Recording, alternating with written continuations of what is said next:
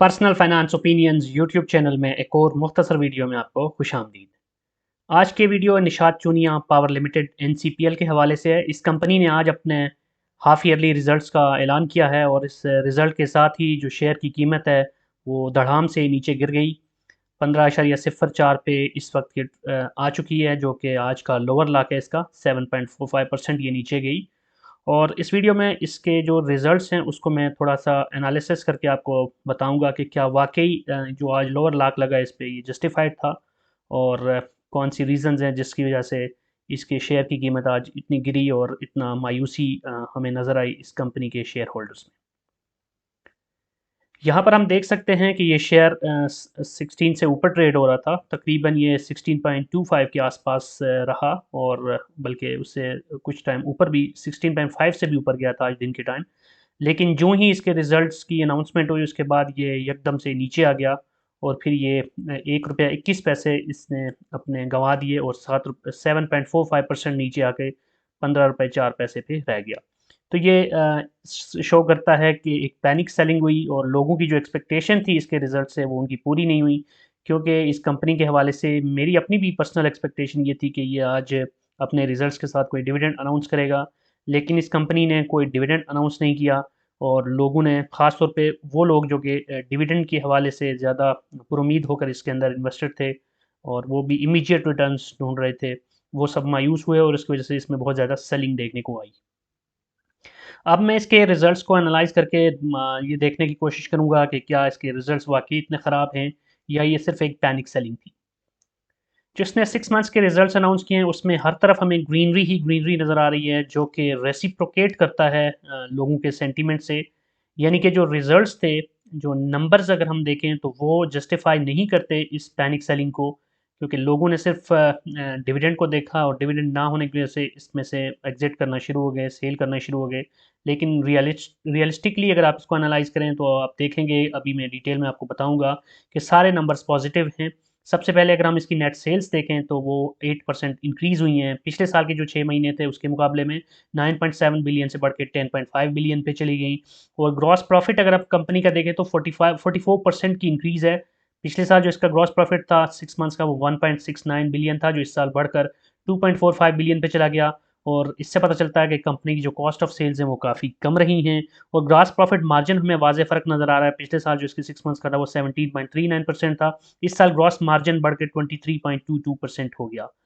उसके बाद operating profit अगर हम देखें तो वो भी 1.6 बिलियन से बढ़कर 2.3 बिलियन पे, यानी 41% की इंक्रीज़ है यहाँ पे। और प्रॉफिट बिफोर टैक्स अगर हम देखें तो हमें 57% की इंक्रीज़ नज़र आ रही है, जिससे हमें पता चलता है कि कंपनी की जो फाइनेंस कॉस्ट है वो भी कम रही, 1.16 बिलियन से बढ़ के 1.8 बिलियन। और फिर नेट प्रॉफिट जो आता है वो बॉटम लाइन है, उसमें भी 58% का हमें एक बड़ा इंक्रीज़ देखने को मिल रहा है, 1.162 से बढ़कर 1.838 बिलियन पे चला गया। इस साल जो कंपनी को टैक्सेशन की मद में जो पेमेंट करनी पड़ी वो भी बहुत कम थी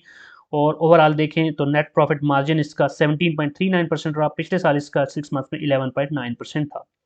और ईपीएस अगर देखें तो वो भी बहुत अच्छी है, 3.17 थी पिछले साल फर्स्ट 2 क्वार्टर्स की, इस साल ये 5.0 है। तो अब सवाल ये पैदा होता है कि इतना अच्छी ईपीएस है कंपैरेटिव टर्म्स के अंदर और नंबर्स भी सारे पॉजिटिव हैं, हर तरफ बाहर ही बाहर नज़र आ रही है, तो फिर खज़ां क्यों छाई हुई है? तो उसकी सीधी-सी रीज़न जो अभी मैंने डिस्कस की थी वो ये थी कि लोगों ने एक्सपेक्टेशन ये लगाई हुई थी कि ये इमीडिएट बेसिस पे कोई अच्छा डिविडेंड देगा और बहुत सारे ट्रेडर्स भी थे। ट्रेडर हज़रात तो इस जो पैनिक सेलिंग या इस तरह की जो इमीडिएट रिटर्न्स के लिए ही इन्वेस्ट करते होते हैं, पैसा डालते होते हैं। तो जब उन्हें नज़र आया कि अब इसमें एज़ सच इस जो कि डिविडेंड अनाउंस नहीं हुआ तो कोई ऊपर जाने के चांसेस नहीं है इमीडिएट बेसिस पे, तो वो भी निकल गए। और दूसरी चीज़ ये है कि बहुत सारे लोग ज़्यादा अरसा होल्ड करने की भी सकत नहीं रखते या होल्ड करने की वो उनकी स्ट्रेटजी नहीं होती। तो जो शॉर्ट टर्म इन्वेस्टर्स होते हैं या जो ट्रेडर्स होते हैं, जो स्विंग ट्रेडर्स होते हैं या जो सिर्फ़ डिविडेंड के लिए वक़्ती तौर पे किसी शेयर में इन्वेस्टेड होते हैं, तो वो इन नंबर्स को इतना गौर से नहीं देखते कि इनकम स्टेटमेंट क्या कर रही है। और टू बी ऑनेस्ट हमारे अनफॉर्चुनेट बात है कि स्टॉक मार्केट में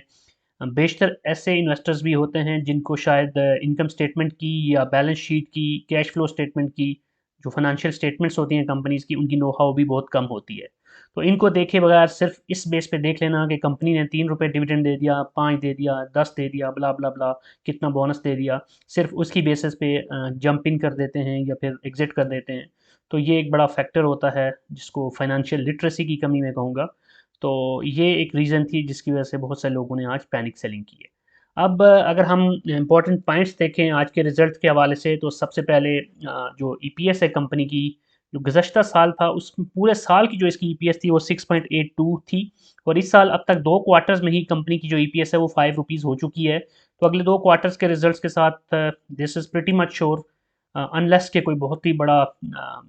मतलब इमरजेंसी सिचुएशन होती है कि बहुत ज़्यादा जो पावर सेक्टर है वो कोलैप्स कर जाता है, जिसकी कोई ऐसी सच चांसेस नहीं है अल्हम्दुलिल्लाह। लेकिन इन जनरल अगर देखें और जो ट्रेंड्स चल रहा है उसमें देखें, तो इस साल ऐसे लगता है कि अगले 2 क्वार्टर्स को मिला के ये कंपनी पिछले साल की जो ईपीएस की जो नंबर है उसको आसानी से क्रॉस कर जाएगी। बल्कि ज़्यादा चांसेस तो यही है कि अगले क्वार्टर के रिजल्ट के साथ ही जो इसकी जो टोटल ईपीएस होगी वो 6.82 का जो नंबर है उसको क्रॉस कर चुकी होगी।